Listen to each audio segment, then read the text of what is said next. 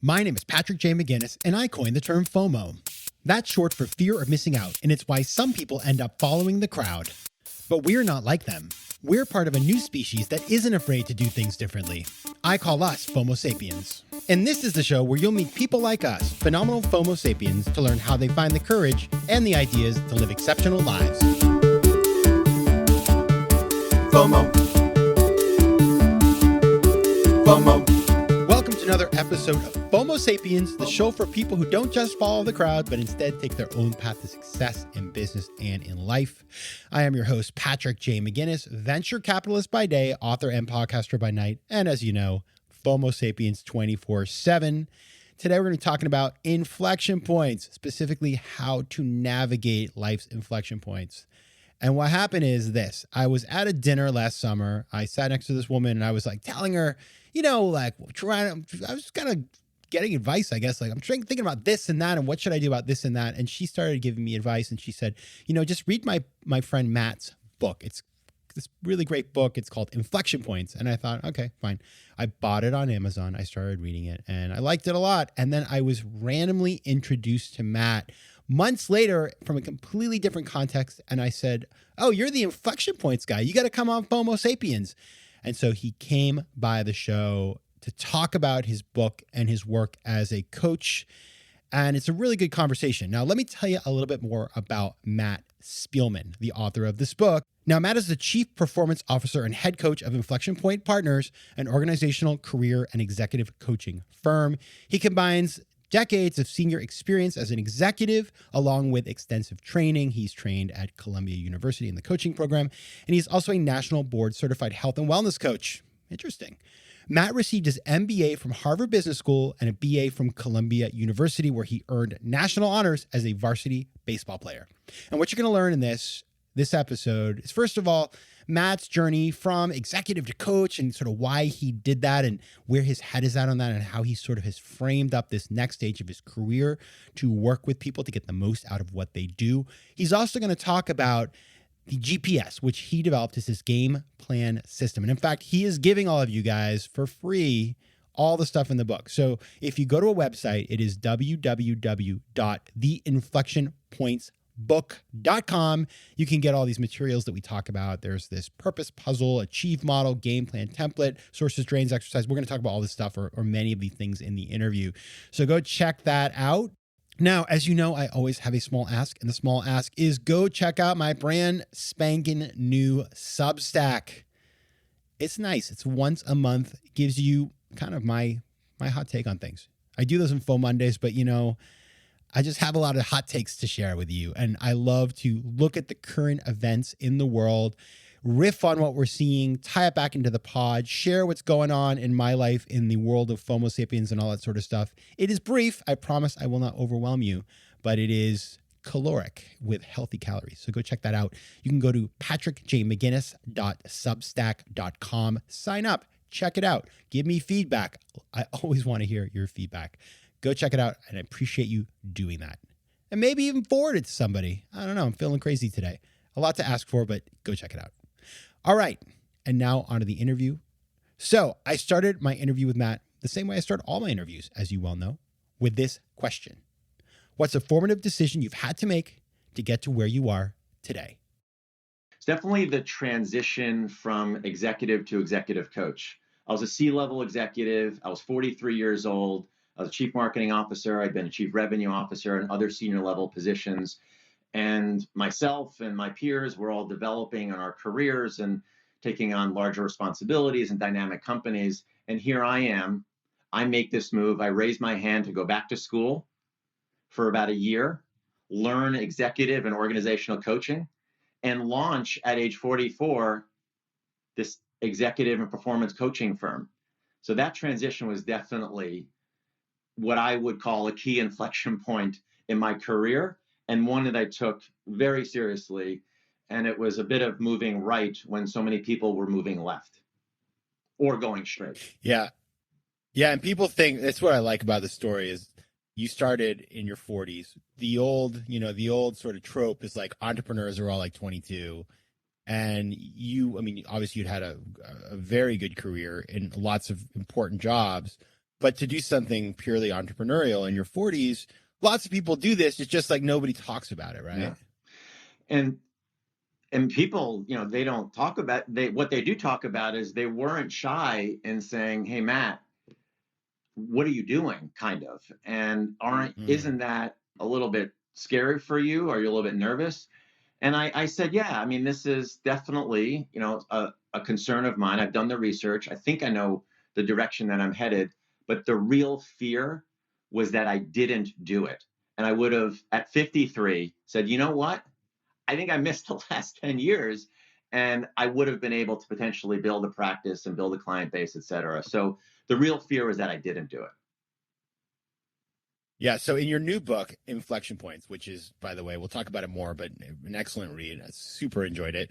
You start by talking about the beginning of your career, which like I related to it because I also started out on Wall Street, and I went there because that was the thing that the little bit of FOMO in me. And it was like more money than my dad made, and my parents made my first year. And I looked around and I was like, well, I can do this job, but is this really for me? And then I looked around and I saw the people I worked with. And you talk about one of my favorite quotes, which is, good old Henry David Thoreau, the mass of men lead lives of quiet desperation. And so, this is so much about, I guess, listeners, I know a lot of you feel that way right now. Talk about that realization and how it shaped your philosophy in building your career. Yeah.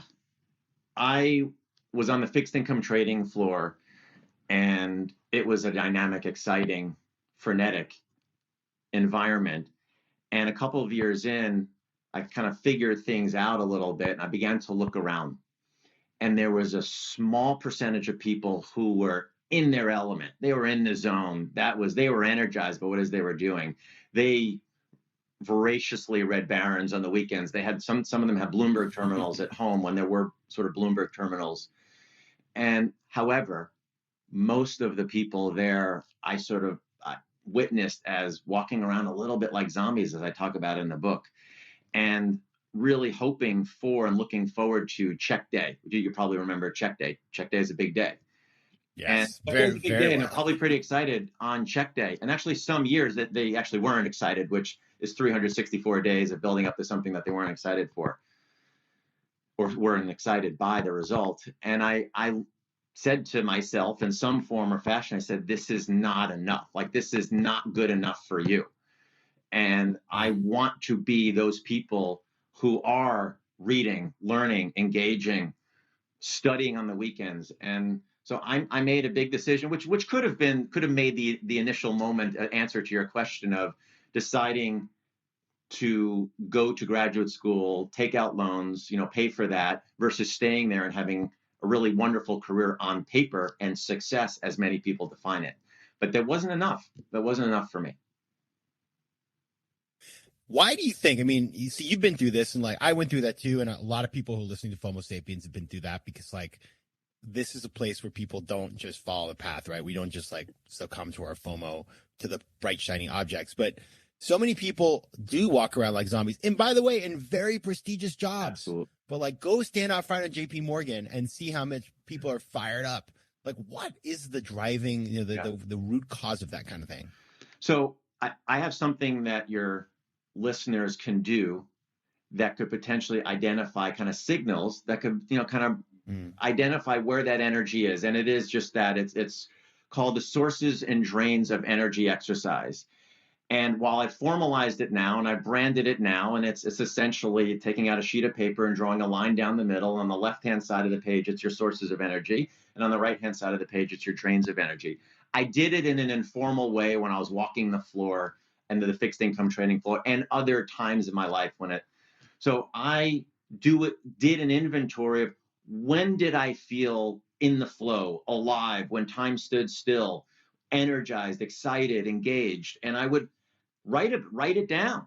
Think about it. What was the meeting with the group of people that I work with for a new business pitch? How did I feel about that? And if it was on the left-hand side of the page, it would go on the left-hand side of the page. If it was on the right-hand, it would go on the right-hand side of the page. Is it working and coming up with ideas in isolation? Or is it working and coming up with ideas and brainstorming with other people? What is the compensation incentive system that really attracts me and draws me in? And we're all going to have different answers to those questions, but try to be specific around the things that you're doing today and the things that you've done in your career and outside the office, and try to be specific. Did it give you energy or did it take energy away? So we want to land in a position and have a portfolio of activity in our day that is about 20 or 30% focused on the things that really light you up, that really energize you. And this is research that Marcus Buckingham had done in his most recent book called Love Plus Work, or Love and Work.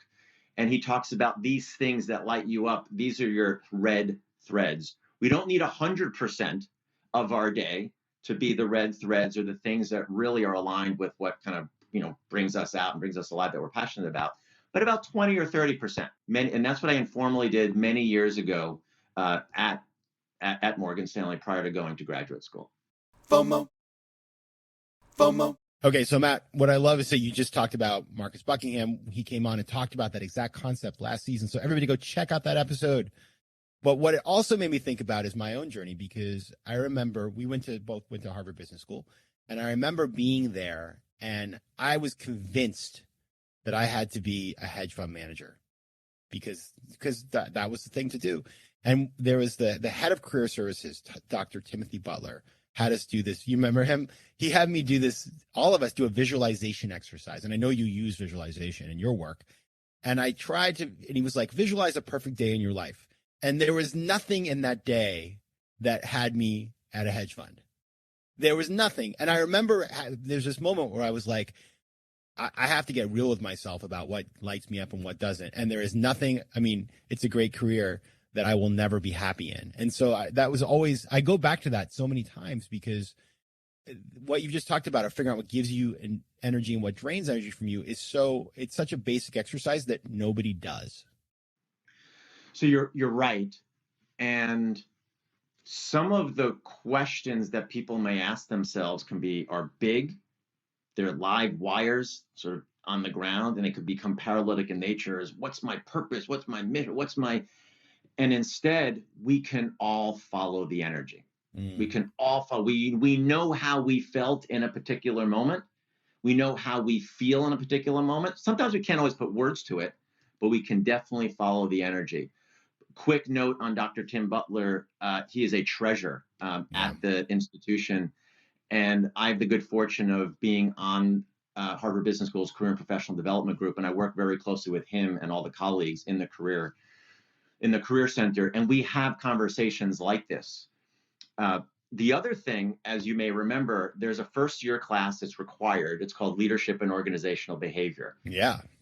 There's a case all the way at the end of that semester where there's the protagonist, the lead person in the case, has an opportunity, has a big decision. It sits at an inflection point, can go to company A and go to company B.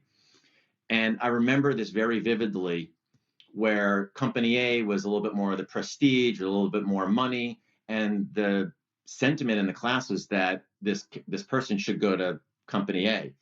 And it sort of triggered me, and I wasn't really sure why, but it really triggered me. And I raised my hand and I said, Dr. Kang, I'm not sure. I think that's the wrong decision for him based upon what I've read in the case. And I said, it really depends on what your definition of success is. And he said, well, Matt, what's your definition of success? And I put together towards the end of the class, and I said, I think success is having the desire and the ability to really listen to oneself, and then the courage to act upon it. And as you know, in graduate school, there's a lot of sheep. There are very few shepherds, and that courage to really listen to oneself is hard, but we can all do it.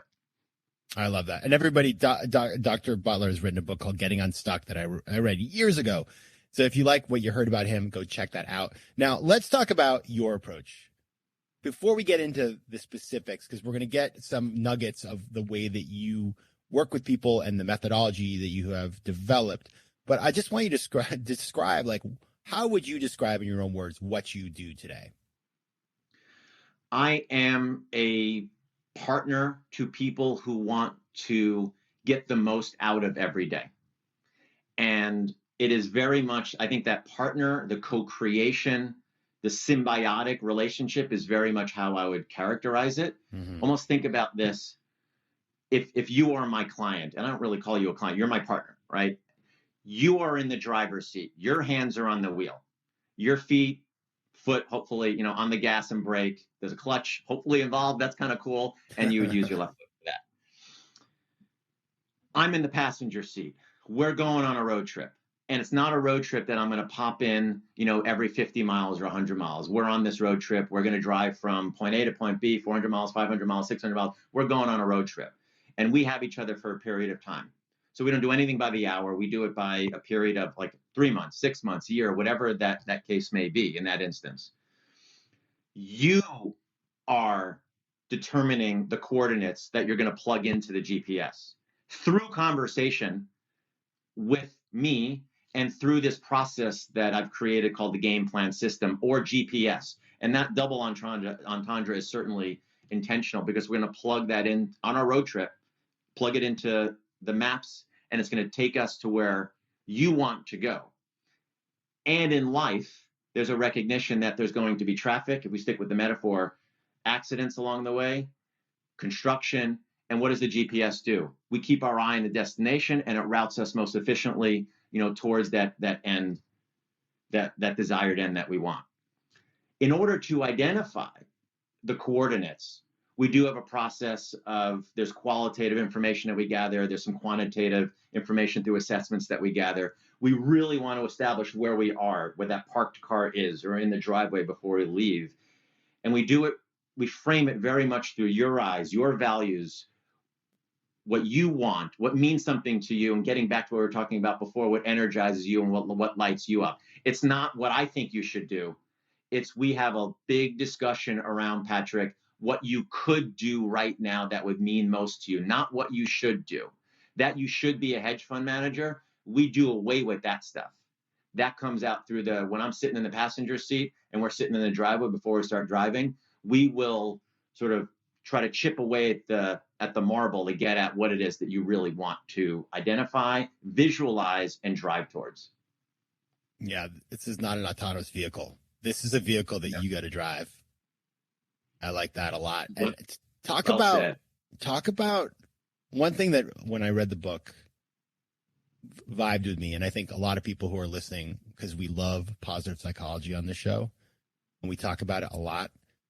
It is your methodology is informed by positive psychology. So, and when I read your book, one thing that I had never really connected with in my own thinking. So I was like, oh, light went on with sort of how positive psychology, like you just said, it's not about what you should do. It's about taking what you are meant to do, what you're great at, what you're strong at, and then focusing on that to be better.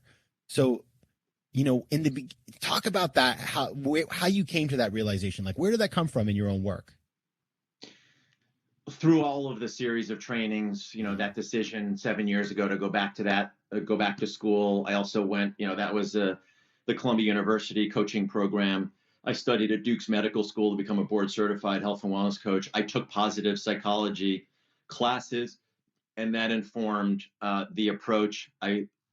I was a former athlete, and I've been studying the corporate athlete, Dr. James Lair, and all of his works probably since the mid-90s. I have athletes on my coaching roster, current and former. And this is something that just resonates very loudly with me and them. And I think it's Dr. Martin Seligman is one of the founders of and fathers of the movement of positive psychology. And he said it really well. He said psychology itself has done an amazing job over the last 100 years or so of moving people. He used a number line analogy of moving people from sort of negative to neutral. And now I'm going to spend the balance of my career. He had been affiliated with the American Psychiatric Association for a while. And now I'm going to focus the rest of my career on this body of positive psychology, because I want from surviving, living to thriving, and moving people on this fictional number line here from let's say a 6 out of 10 to a 7 or 8 out of 10. And that's the focus of the work. So some of the key pillars of the things that we talk about there are 8 of them. You mentioned one of them, which is tapping into and utilizing your strengths. Let's identify what you are really good at. And for the audience, there's a free assessment that Dr. Seligman and others were a part of creating called viacharacter.org, VIA character.org. It's a free assessment that ranks your strengths from 1 to 24.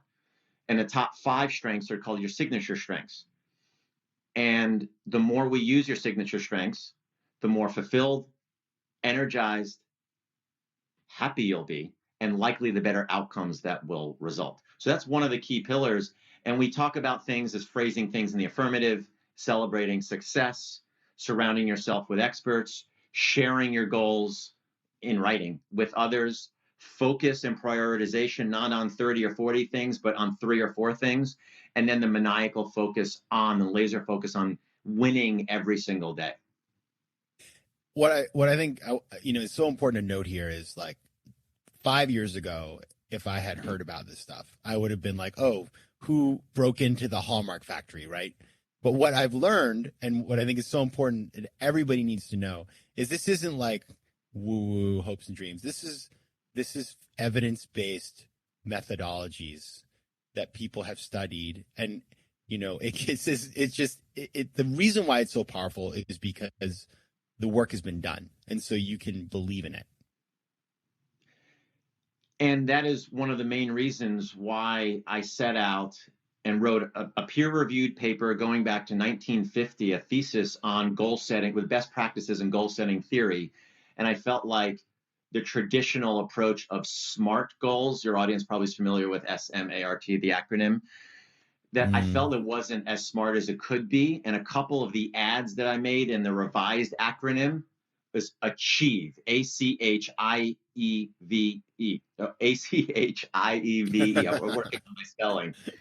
And the key ads, Patrick, were the C is for consequential. If we set a goal, we really need to know why, the so what of the goal. Why is that important to you? What's the meaning and the consequence behind that goal? If you told me that you want to run the New York City Marathon next year and come, 5 a.m, your alarm goes off, it's really cold outside, it's still pitch black, and you're not clear on your why, there's a really great chance that you're going to roll over, hit the snooze button, and go to sleep and not get your training in for that day. So the C and the consequential we've added to the goal setting model, and that really gets back to that, what it means to you, not to somebody else, what it means to you. The other component is the visualization component. So every goal that we set, we do want to, if the person's artistically inclined, he or she can draw, what that goal looks like to him or her, or most often we find an image that captures and crystallizes what that goal means to that particular person. Sticking with the running of the marathon could be crossing the finish line and embracing a family, and that's sort of a still there. So the consequential and the visualized component is really important. The other is, these are goals that we want to set that you have some semblance of control over. Yes, as Marshall Goldsmith said on your podcast, which was a really amazing listen, by the way, just a shout out to the audience and a shout out to him. We often don't have, as he said, all that much control over some of the major outcomes that we have. Where we do have control over is the activity, the input. As I like to think about it, the left-hand side of the mathematical equations. Let's focus on those variables. So we do try to put things on this game plan that houses these goals that we set for ourselves, things that we can action against. And that's the A in the Achieve model. FOMO. So let's take the marathon. So I ran the marathon, I guess, 7 or 8 years ago. I can't remember now. And the reason why I did it, you talk about consequential. I like to run. I mean, so that's great. But the reason I did it was really because I said, I want to inject more routine into my life and have a goal that I work towards that makes me get up early in the morning. And so when I would be in Sao Paulo or London or New York or wherever, and it was 5:45 and the alarm went off, I kind of knew what was the why of why I was doing it. And that got me out of bed, right? Now, so that's the C part. But you talk about your GPS, which is your game plan system. And that is really, folks, you didn't see, but Matt held up a laminated page that has 4 big goals. Not crazy, not unachievable, not like I want to be in the NBA next year, which is going to be hard for me at 5'8", but things that, running a marathon, which is right within my reach, but still requires, a process, a plan, to achieve that goal. Talk about the GPS system. Like, what is, because it really is sort of the central, IP that you've created in a lot of ways. What is that system and how does it work? So the system, as you pointed out, the game plan sits at the epicenter of the system. And the game plan, as you described really well, is this, and we do laminate it. It's an 8.5 by 11 sheet of paper, and it generally houses 3 to 5, and the one that I shared with you on the screen houses 4 goals. And think of them as vertical across the page as it runs from left to right. And it's the what of the goal, it's the consequence or meaning of the goal, it's, of course, by when, the end point, the action items that were the big action items that we're going to use to work, that works in service of that goal. And we do use an image that sort of crystallizes what it means to that particular person. And this is something that we have several copies that I give to the clients, and I really encourage. A big part of the system is the sharing. And that goes back to the positive psychology. So if you think about a goal, you have a certain percent chance of it happening. If you think about it and write it down, you have a better incremental percent chance of it happening. If you think about it, write it down, verbally tell somebody, you have an incrementally better chance of it happening. If you think about it, write it down, tell somebody, and share your goals physically with key stakeholders in your life, that's the platinum standard. That's the platinum standard. So that's what we aim to do with this document. It also becomes, a lot of people are familiar with football coaches, maybe on Saturday in college, and football coaches on Sunday in the pros. And those are the plays to win that particular game that the coach is holding in his hand and calling after studying and learning and how we work as a team. And this is what we're going to do, designed to win, quote, win this particular game. But importantly, I want to pass along, we don't just jump into creating the game plan. The system part of it is there are assessments, there are qualitative assessments, there are quantitative assessments. There's the going back and forth with these incisive questions and the coaching that takes place. And I would go back to something that you said. So you said running the marathon was part of your why, and the consequence behind it was to inject routine. Well, if we were working together, I would have followed up and said, well, what about injecting routine in your day-to-day is important to you? Mm-hmm. And you would have an answer for me. It might be something like, well, I can maybe accomplish more. And okay, what does accomplishing more activity in a day mean to you? Well, be able to have a greater impact on people. What is the impact that you may have? So we go through the 5 whys. Not all the time, because it become a little bit like sometimes their first why is exactly why they want to do it. But we really want to get down to what is it about completing the 26, completing that event is important to you. So you're most likely going to achieve it. Who cares about goal setting? This is about goal achieving. Yeah, goal setting is one of these things that we all fail at all the time, right? It's the amount of times when I wake up in the morning and I'm sort of like, okay, well, that didn't happen. Let me start over. It is part of kind of human nature. You have this concept that I think is really powerful that I just want people to know about, because it's one of those things that all of us could start doing right now, which is the win the day. Talk about what that is, why you have that in your sort of bag of tools, and then how, everybody listening can actually start using that concept today. And I'm as you see, I'm smiling on the video because I'm old school and I'm holding up my win the day today. So, that's okay. Awesome. I like to gamify things, make them fun, again, in the spirit of hey, we're on a road trip. We're accomplishing really cool things that mean a lot to you. How can we give you the greatest chance of you realizing it? The other is, it may be a far off goal. It may be a really long road trip, like a New York to California type of a thing. And there's milestones along the way. And we're going to celebrate those milestones. That's part of the model too. Mm-hmm. But we want to focus on today and now. And I thought about something. It's actually one of my clients and I were talking about it. He's a big sports fan, big baseball fan. And he was referencing the Chicago Cubs. When they have a win, they fly the white banner for the W. And I said, oh, that's kind of cool. What do we need to do each day for us to be able to fly that white banner?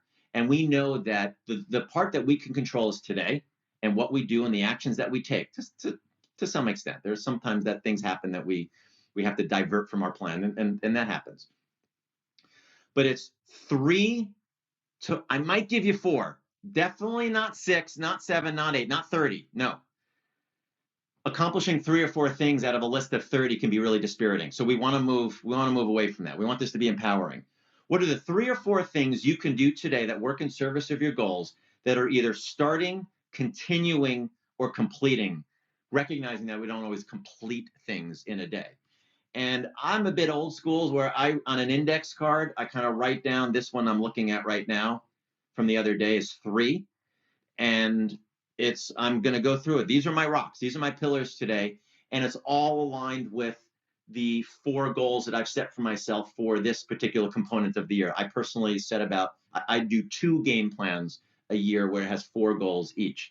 So that keeps me aligned, and I'm going to do what I can to win the day. That's very powerful. And what I like about it is the focus around it. But I do have a question, which is this. You remember the balanced scorecard? Yeah, I do. Vaguely, yes. So the balanced scorecard was developed by Robert Kaplan, and yeah, it's this notion of that when you put together the KPIs for a business, you don't just do like the things on the income statement. There are some things that are a little bit more, they're measurable, but they're quote unquote softer, right? And so I imagine that sometimes you sit down with a client and you're like, let's go through the 4 goals, and all the 4 goals are work related, or, they're completely they're focused on the areas where the person feels the most comfort. Like, oh, I know how to work, but I don't know how to take care of myself or deal with relationships. So as you work with people, because balance, like who has balance, right? This is like the great struggle of humanity. How do we find balance in our lives? How do you work with somebody like that? Yeah, well, I wouldn't necessarily let it happen. One of the parts of this game plan, the system component of the game plan is let's establish where we are across all the different facets or pieces of your life, not just work or career. So I'm looking at on my screen, and it's talked about a lot in the book, and I'm happy to provide a download for your audience, something called the purpose puzzle. And the purpose puzzle, imagine a square with 9 pieces. And they have different facets that contribute to how you're feeling each day. Career is one of them. Yes, Patrick. Friends and physical environment, finances, health, community, family, spirituality. And if some of those don't speak to somebody, we can plug others in. And we take inventory of where we are at our time of starting. So where we are today on a scale from 1 to 5. So we take inventory across all these different pieces of our lives. And we color code it, we print it out, and we give it to the person. And I say, okay, if there are 4 areas here that you want to affect, that you either, if something is a 5 out of 5 and you want to continue to feed and water it, maintain it, what might be an outcome or a goal around that? If there's something, a 1 or a 2 that we really want to spend time on, for example, haven't connected with friends in a while, I'm feeling that I could really make strides there. What would be a goal around that? So it's not just business, it's not just career, it's not just work. I would say on this game plan that I held up before, in over 90% of the instances, it's at least one of the 4 goals is more outside of the workplace. And in some cases, it's 2 of the 4 goals. All right. Final question. I want to get back. We're going to get back in the drone and go to 10,000 feet, as it were. So one of the things that you talk about in the book, which you came to the right place because we love Viktor Frankl at FOMO Sapiens. And you talk about Viktor Frankl. And to me, I mean, it's never wrong to talk about Viktor Frankl, but talk about how you see his work, how it's influenced you, and just like how it kind of shapes your viewpoint on the world. A must read for everybody if they haven't is Viktor Frankl's Man's Search for Meaning.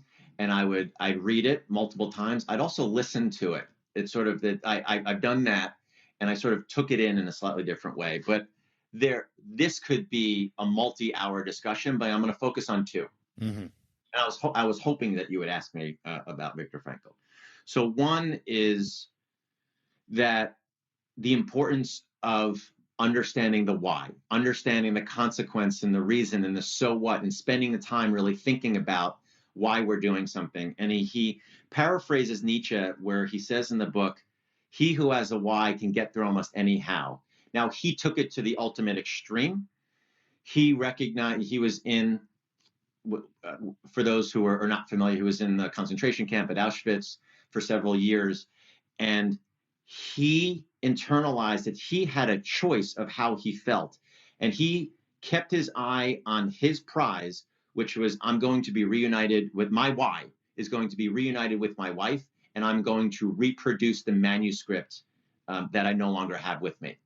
So I use that. It's made its way into the goal setting model and the consequence in the meeting. So that's one, Patrick. The other is when I'm talking to people about career strategy, career optimization, career transition, and also just big decisions that they're looking to make or actions that they're wanting to take. In the workplace as well, where running a team, running a division, running a company, reframe things. So it's not, what am I supposed to do here? What are the actions that I should take here? We reframe it. If the team could talk, if the organization could talk, what would it be asking of you? If life could talk around you and talk about, your career and what you're supposed to do, what would life be asking of you? And most often the answers that come up are the things that will best serve the moment, and they'll have the most meaning, they'll generate the most energy, they'll come from the most authentic place within the individual. He had an amazing ability at sort of flipping things, recognizing that some of these questions can be really big in nature, and let's flip them and say, what is that situation? What is life? What is the team? What is the person? What is the family asking of you? All right. The book is Inflection Points, How to Work and Live with Purpose. If you want to find out more about Matt, look up Matt Spielman on LinkedIn. You can also go to this website, www.theinflectionpointsbook.com, where you can download all the stuff we talked about and many other tools to figure out how to navigate your inflection points. All right, that is our show. Go check it out. And thanks a lot to Matt Spielman. FOMO. If you like today's show, please be sure to rate it and recommend it to your friends. And as always, you can find me on Instagram at Patrick J. McGinnis, on Twitter at PJ McGinnis, and on the web at FOMOSapiens.com or PatrickMcGinnis.com, where you can get all kinds of free resources to live a more decisive and entrepreneurial life. FOMO Sapiens is recorded in New York City. Theme music is by Mike McGinnis, and editing and post-production is by Josh Elstro. If you like today's show, please be sure to rate it and recommend it to your friends. And as always, you can find me at FOMOSapiens.com and at PatrickMcGinnis.com. To advertise on FOMO Sapiens, reach out to contact@FOMOSapiens.com. FOMO.